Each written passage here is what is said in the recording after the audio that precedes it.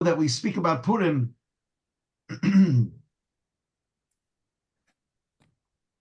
there's a famous line that on Purim, we read the whole Megillah.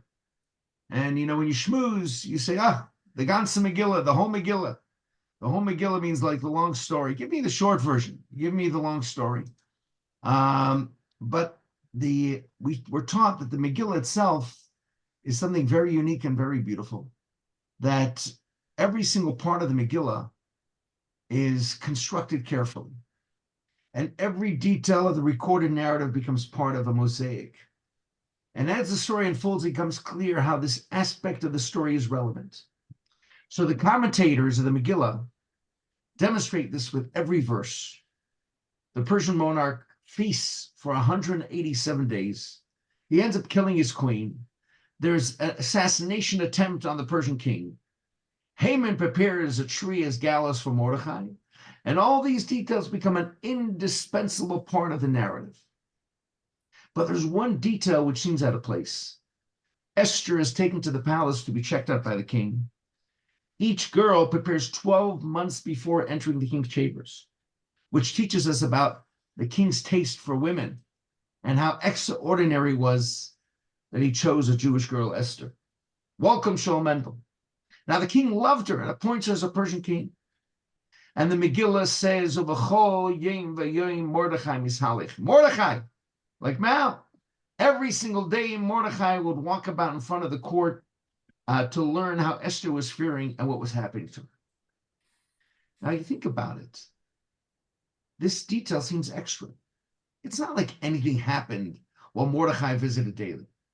It just tells us of his concern for which, he was really looking after his niece.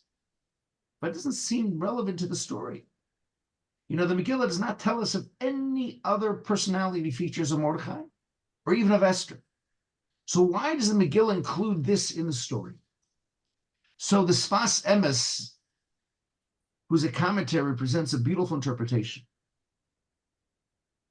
He says this detail is also relevant to the story. In fact, it may be the most important verse in the story, because it was for this reason that Mordechai merited to become the conduit for the grand Purim miracle. So let's think about this verse.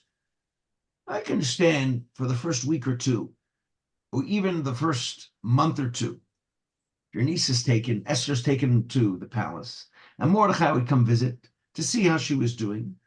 But at some point, when the king took a liking in her, she was safe. There was no need to check up on her, especially that he could not even enter her sanctuary. And all he could do was walk about in front of the court of the palace to learn how Esther was fearing that what was happening to her. He couldn't walk around the area to maybe get a glimpse, to send a message, to check out the climate, the environment, to get a feel for the palace. And yet Mordechai came daily to visit. And what is more, that Megillah states that he came b'chol yom v'yom, every single day, 7 days a week, including Shabbos and holidays. Sunday through Shabbos, Mordechai didn't miss a day. And for how long did he do this? So as we see from the story, he never stopped this regular visit. It went on as long as Esther was in the palace. For the next 5 years, Esther was taken to the king in the 7th year of his reign. And the miracle of Purim happened in the 12th year of the king's reign. And that's when Mordechai became prime minister, and Achashverosh discovered that he was related to Esther. Till then, for 5 years in a row, Mordechai visited daily, 7 days a week. And not even to have tea with her, or even see her, just to find out how she was doing. As the Megillah says, every single day Mordechai would walk about in front of the court of the palace to learn how Esther was faring and what was happening to her. And who was Mordechai? He was the busiest Jew around. He was the chief rabbi. He was the spiritual leader of the Jewish people at the time. He was the head of the Sanhedrin, the Jewish court. He was the greatest Torah teacher of the generation. And he was considered the holiest man and leader of the era. And the commentary says he was like the Moses of that generation. So the entire Jewish world looked up to him and sought his counsel. So even if he felt Esther needed to be looked after, he could have sent the emissary to do the job, at least on some days. Yet in reality, he decided he would come daily for a visit for 5 years, 7 days a week. Why? Because Esther was an orphan. Her father died when his wife was pregnant with Esther. And her mother died after birth. And Mordechai raised her as a daughter. So Mordechai knew her pain. And now she was abducted by the king, trapped in a situation she never was interested. So Mordechai went to send her a message that she's not alone. Mordechai, knowing the value of attachment, showed up himself every single day for 5 years. Now, he couldn't save her. He couldn't bring her home. He couldn't change anything in her life or even embrace her. He just wanted her to know that someone is thinking of her, that she's not alone in the universe. Esther could peek through the window of their castle and see Mordechai from afar. She remembered she was not alone. She remembered who she was, where she came from. She remembered it was Shabbos. It was the holiday. She knew someone cared about her enough to show up in front of the court every single day. Now, this is, when we look at it, we think it's a detail of the story.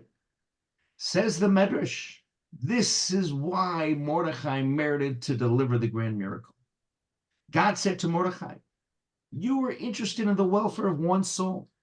You wanted to know how Esther was doing. God says, I swear to you, you will end up being the one seeking the welfare of the entire nation. And as Megillah, the last verse of the entire Megillah concludes, Ki Mordechai Yehudi, for Mordechai the Jew, who was the second to the king Achashverosh and great among the Jews, accepted by most of his brethren, seeking the good of his people and speaking peace to all their descendants. What made Mordechai who he was? That he showed up for an individual young girl in pain, making a statement. You're not alone in the challenging universe. And the power of that deed and the power of his mitzvah and his great heart reverberated in all the cosmos to the point that he became the person who merited to bring the great Purim miracle story to our people. And he became the person to now ensure his people were not abandoned, that they weren't deceived by the venom and hate of Haman and the Persian king. So what's the lesson, Northwest Connecticut, 2024? So the Purim, one of the many Purim lessons we have is sometimes we're called upon to show up for people while we feel it's futile.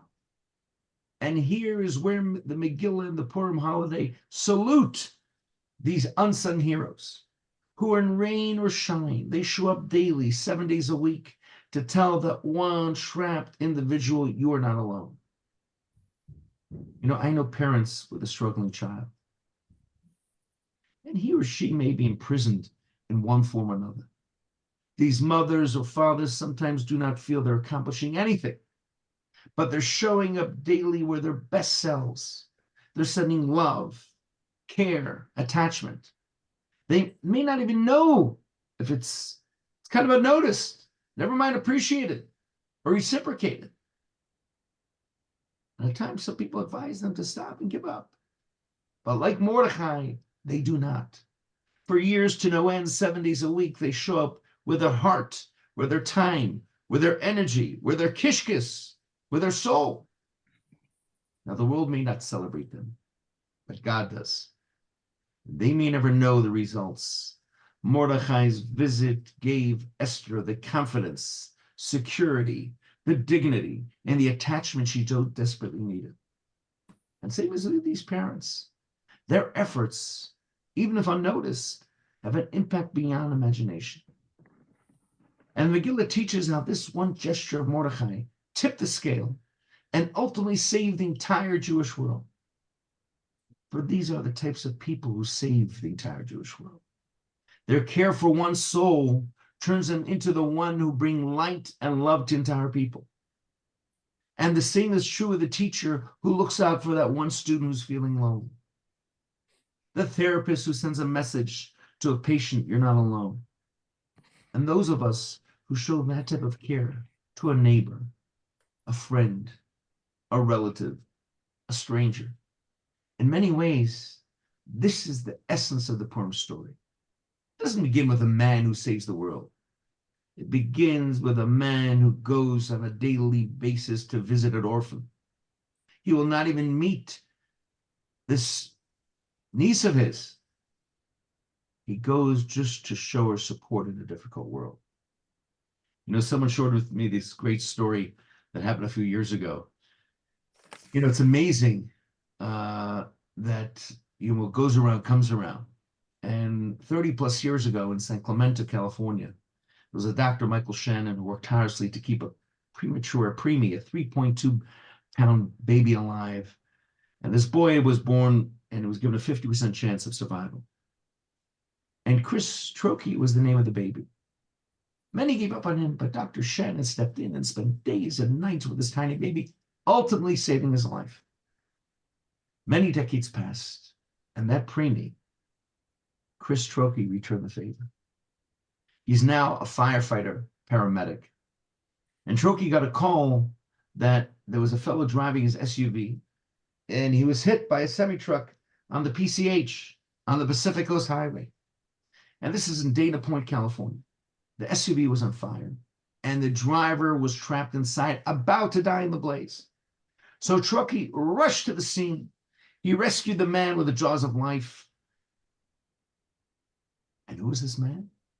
Dr. Shannon. So Trokey shared he had no idea who was helping when he heard the Orange County Fire Authority respond that Shannon's crashed on that fateful day. He says, I didn't know about it until I went to the hospital and started talking about it. They told me who the patient was. I said, oh my gosh, Dr. Shannon. That's when I found it. Now, just hearing his rescuer's name was enough to jog Shannon's recollection too. He says, I remember family names relatively easily. So I remember Trokey when I found out the name after I got to the hospital. And during Shannon's 45-day recuperation to heal his burns and internal injuries and recover, he had to recover from the amputation of, sadly, 2 of his toes in the Mission Hospital, Mission Viejo, California. The men bonded anew. The baby, the doctor, the baby and the doctor that saved him had a chance to say thank you. And now things have come a full circle for the duo. Shannon has taken on Trokey for his newborn child as his patient. And Shannon says, I'm grateful to have him as my son's pediatrician. I couldn't imagine taking my son to anyone else. And this is really the story of Purim. That we sit around as we read the Megillah 57:8-4. What is the lesson for us? The lesson is to show up daily and care for every single person that God enables you to go ahead and put in your life. And the merit of us doing our mitzvahs, let's hope God will do his mitzvah. And very soon send us the ultimate time, the coming of Mashiach. We want to mention this Shabbos, we have a beautiful group of students, rabbinical students who are going to be joining us for Shabbos, as well as Saturday night at 8 p.m. We have Hamantashen and Havdalah, followed on Sunday, south of Northwest Connecticut, in Southbury, Oxford. We have a beautiful Purim party and a Hamantash bake. All you can eat Hamantash and learn how to make Hamantash. But most importantly, that we should merit before Purim the ultimate time of true peace all over the world with the coming of Mashiach. And let us say Amen. Any questions? I want to wish one a very good Shabbos and good health to all, and only good news by everyone. And Am Yisrael Chai. Happy Purim.